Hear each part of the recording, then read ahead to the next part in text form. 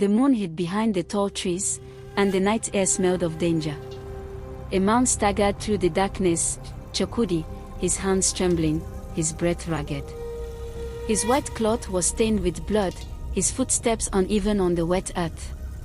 He clutched something glowing in his fist, a silver leaf, shining softly like a piece of the moon. Then, a shadow moved behind him. "Drop it," a cold voice said. Chukwudi turned slowly. Standing there was Ezioni, the hunter, tall, strong, and fierce-eyed, with a dagger glinting in his hand. "You don't know what you're doing," Chukwudi whispered. "This leaf will save the prince, it will save the kingdom." Ezioni laughed, a harsh, empty sound that echoed through the forest. "Save the kingdom? Or steal my destiny? You think a farmer like you can win the hand of a princess?" He stepped closer, his face twisted with greed. "I warned you, Chukwudi. In this forest, only one man will return." The next thing Chukwudi saw was the flash of metal, then pain. A sharp blow struck his head. He fell, clutching the sacred leaf as his vision blurred. Through his fading eyes, he saw Ezioni snatch the leaf from his hand, raise it to the moonlight, and smile wickedly. "The gods have chosen me," Ezioni whispered, and disappeared into the darkness. The forest swallowed his footsteps. Chukwudi lay there, bleeding, alone. His heart slowed. The forest trees began to spin. Then, just before his eyes closed, he heard a soft voice in the wind. "Sleep, son of truth. The gods are not blind." And all went dark.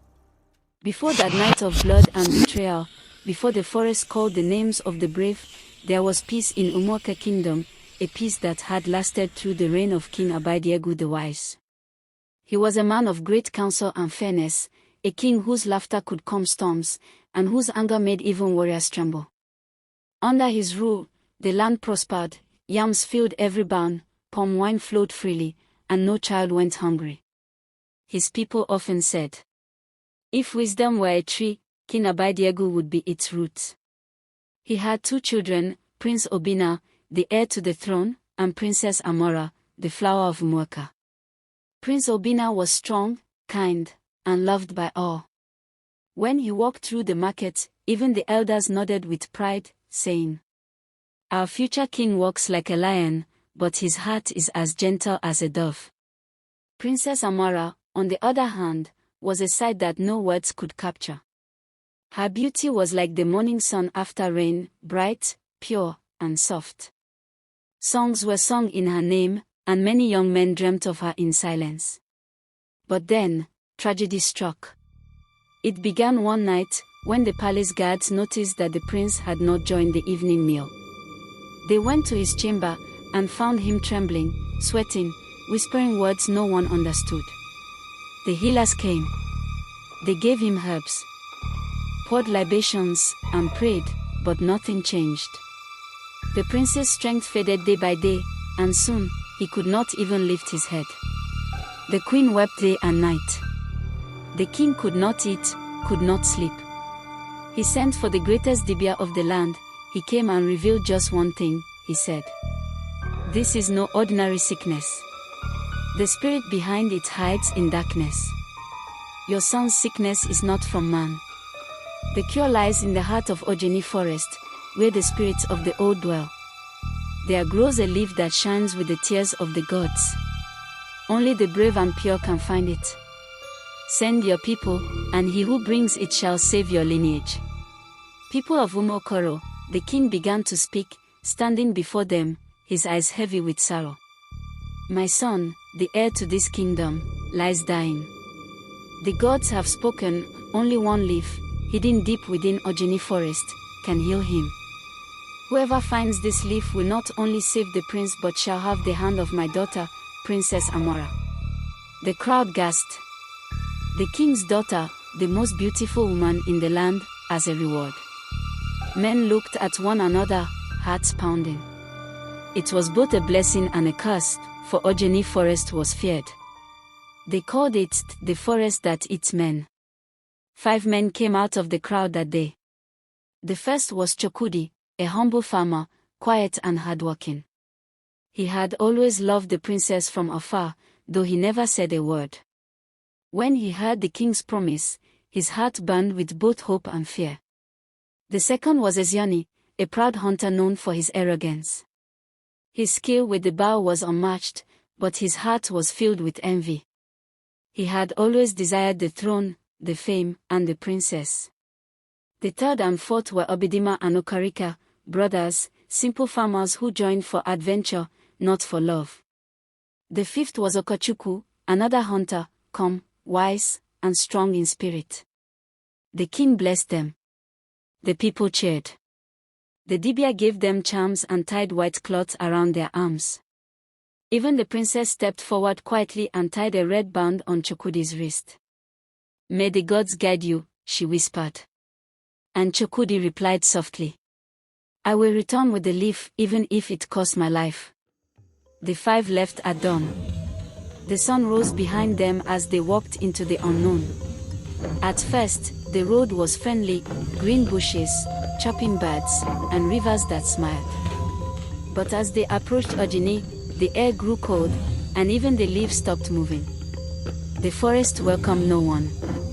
Their first challenge came at a wide river whose waters were black and still. No bridge, no canoe. Only silence. Ojani spat on the ground. "This is nothing. Follow me." He tied vines together and built a rough raft. But halfway across, the raft shook, and Okari slipped into the water. Without hesitation, Chukwudi dove after him, pulling him to safety. The brothers thanked him, but Ojani only muttered, "The weak will drown before this journey ends." They crossed. That night, they made camp beneath a tree. The fire crackled softly. But as they began to doze, a voice whispered through the darkness, a woman's voice, distant and sorrowful.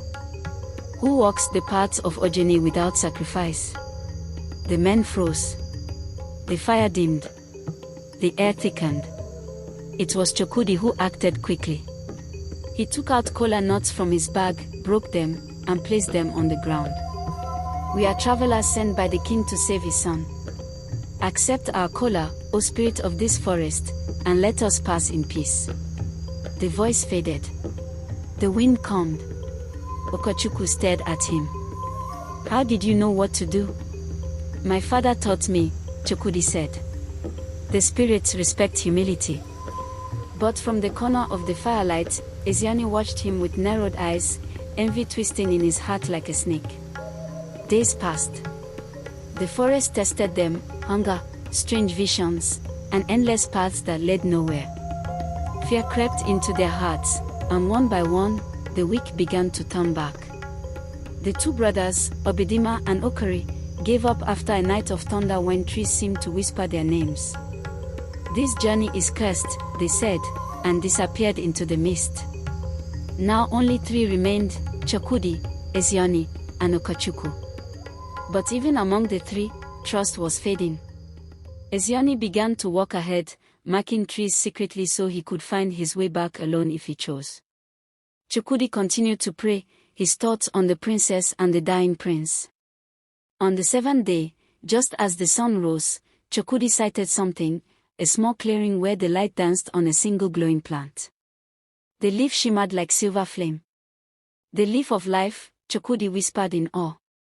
He ran towards it, he was convinced that it was the leaf. Chukwudi knelt, tears filling his eyes. "I found it, the gods be praised." He reached out carefully and plucked the leaf, and in that moment, something struck the back of his head. He fell. As his vision blurred, he saw Ojani snatch the leaf from his hand. "You fool," Ojani hissed. "The princess will be mine." And with one cruel strike of his dagger, he left Chukwudi bleeding on the forest floor. The leaf shone faintly in Ojani's hand as he vanished into the shadows, leaving behind silence, blood, and betrayal.